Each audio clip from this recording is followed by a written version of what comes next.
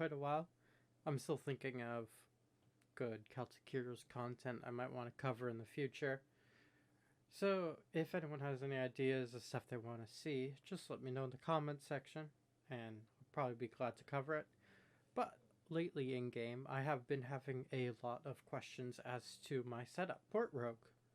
So, my primary job is going to be with debuffing bosses in order to amplify the damage of other people. And for most rogues, well, all actually, dexterity is going to be the primary setup for that. So it's just a point dump into dex, get as much health as you feel comfortable needing. I run a more defensive setup so I can get by with having a lower health total than most other builds or would be able to normally get away with. So as for armor, just getting right off to it, I'm using a pretty standard setup. Just a moored helm, basic DG, a little bit of DG, along with some EDL parts. This isn't going to break my Exalted Dragonlord aura, which is pretty much the most important thing whenever you're doing any kind of damage build. As for jewelry, I have a fairly standard setup too, just using a Shadow's Neck, which is the best option from to support rogues just out there with the amount of dexterity and cunning you receive from this. I have a subtlety charm, again for the dexterity, and a little bit for the vit that you get from it. I'm running 2 Argent Core braces. These are going to be just good for the dexterity again that you get from them, and which is pretty much the name of the game from this. And then I have basic rings from Necro that are just going to give dexterity and cunning, and that's all you want. Mainly, this is just going to get your smoke bomb and expose weakness way up, and that's kind of all that there really is for jewelry. If you really want to improve on this, I'm looking for Deadly Ambush braces from Gelibron. Those give dexterity and cunning, which those are best in slot. But if you're looking for a more budget alternative than Deadly Ambushes or prop braces, the tier 4 Reaver rings are always a good option as well, as they give 600 cunning, and a 1200 health boost is not that bad either. As for weapons that I use, I have a few different weapons I use in different scenarios. Right now I'm on my freeze staff, which I primarily am going to run at prots or dinos, as both those bosses have regular skills that you have to use a bash effect on them. And so just having a extra person at that raid who is able to freeze a boss to stop the invigorations or stop the rotary blades during a prop fight, or the healing at prop, is always very handy, because damage is not the name of the game for my setup. Pretty much just another support player there to make things easier. For high tier raids like Bloodthorn and Gelibron, I use a Necro Decay Dagger.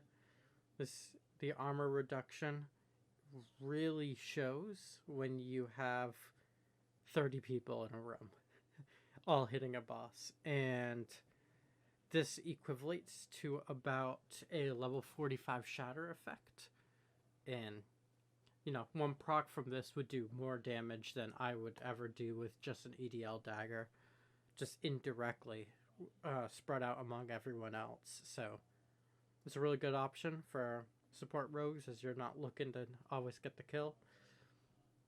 For basic bosses, I will just use an EDL dagger, maybe like a Mordros or Hrong, and at EDLs I'll use them because just there's less people there, so might as well just go for the divine damage that they grant. And then at bosses, like most bosses, I'll run a Shield of Endurance, just because honestly running the quick strike offhand, well, is the best option for rogues. Like, it doesn't actually amplify your expose effects or your smoke bombs or poison weapons anymore. So I just run the shield because it's going to give me more survivability. And because at a lot of raids like Dino or Gelly, if the support row goes down on timer, it can add a lot of pain to the raid and make it last a lot longer. As for pets, I've mainly used the giant silver eagle. I'm still working on getting it up to spirit, but the focus damage it gives is really nice, and the crushing talons effects adds, at least at this rank, adds 258 of an expose effect to the bosses that use it on. So mainly Dino, Bloodthorn, Gelly, Prot, and that can stack with your expose weakness, making it a really good option.